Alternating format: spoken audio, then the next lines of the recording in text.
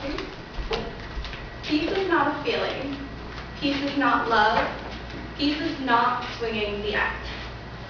I was watching a TV show the other night called Penn and Teller Bullshit, and the idea they presented on how to achieve world peace was to not swing the axe. The concept struck me. It was so simple. I've been reading about intolerance and the need to overcome it in order to achieve world peace. So the idea stuck with me, because when we are intolerant of others, if we are not physically swinging the axe, we are metaphorically swinging it. We must increase political, ethnic, and religious tolerance in society in order to strengthen our government and the rest of the world before we can ever achieve world peace. Religious intolerance is one of the greatest issues to plague our time or any other throughout history. Religious intolerance goes all the way back to the settling of the nomads and the domestication of animals. So why is it we have not managed to overcome this issue? Hundreds of religions exist throughout the world today, and yet it is still the greatest cause of wars and persecution. Is it not strange to think that many people would not fight or wish harm upon others if they simply decided to evolve beyond the point of religion being a good enough excuse to take a life, particularly when so many religions condemn the act to begin with? Intolerance breeds intolerance, as expressions of hatred fuel existing insecurities and permit people to see their own aggression as legitimate self-defense. A quote from Martha Nussbaum, a writer for Foreign Policy magazine. "We are killing people just because we see their views as a threat to our own." Ms. Nussbaum goes on to discuss the effects of wars such as the war on Iraq and the sparks of religious intolerance it ignites by singling out a particular culture, specifically when they have a largely shared religion, thus broadening the reasoning behind the war from a general dislike or revenge to creating a mindset of hatred towards the religious beliefs of the opposing culture. She continues to go on and say, "This kind of thinking poses a profound threat to liberal societies, which are based on the ideas of liberty and equality.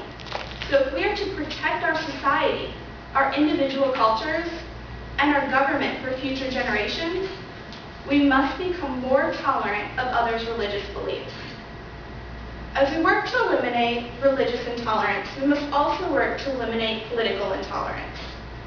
Political intolerance is considered a rather new form of discrimination and is largely supported by religious intolerance. After all, our religious views tend to influence our political ones. Political intolerance is causing our government to be increasingly less productive as party lines become more and more divided rather than attempting to find middle ground. Our government increasingly takes more and more of a my way or the highway perspective as each party is less and less willing to compromise. This form of discrimination is the one I find myself most affected by and the inspiration behind this speech. I come from a very conservative family, and I'm the only one that has stepped outside of the box and formed my own political views that are not always in alignment with those of my family.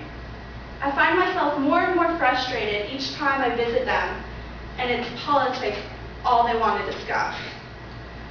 Everything is followed by some sort of reasoning as to why I'm wrong and need to quit being a bleeding-hearted liberal or tree-hugging hippie, as they like to put it. I am sure mine is not the only family divided with political lines that put some sort of strain on relationships. And if this is the case with the people we love and would do anything for, think about the strain these differences are putting on our government, where the individuals have no personal interest in those they are butting heads with.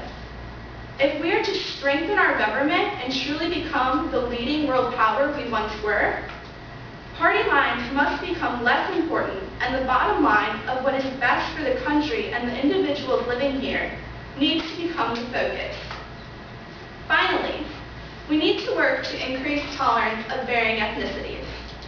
If we are to ever have a chance at world peace, increasing ethnic tolerance is the next step towards world peace, and the first major step in the world arena of tolerance.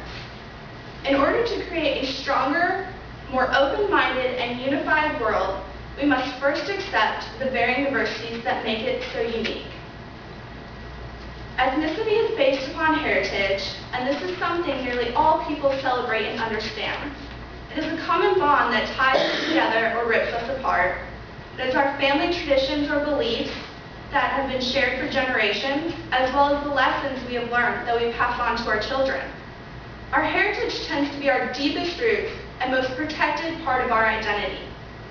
It is no wonder ethnic tolerance is the hardest for us to achieve, because it means opening up to the very essence of what makes us different from others, and accepting that the roots of their identity are as equally valuable and important as those of our own.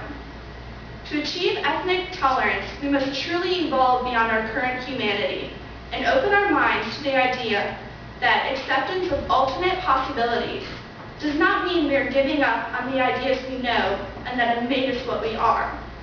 It just means that we are open to the possibility of a new and combined heritage for future generations to share.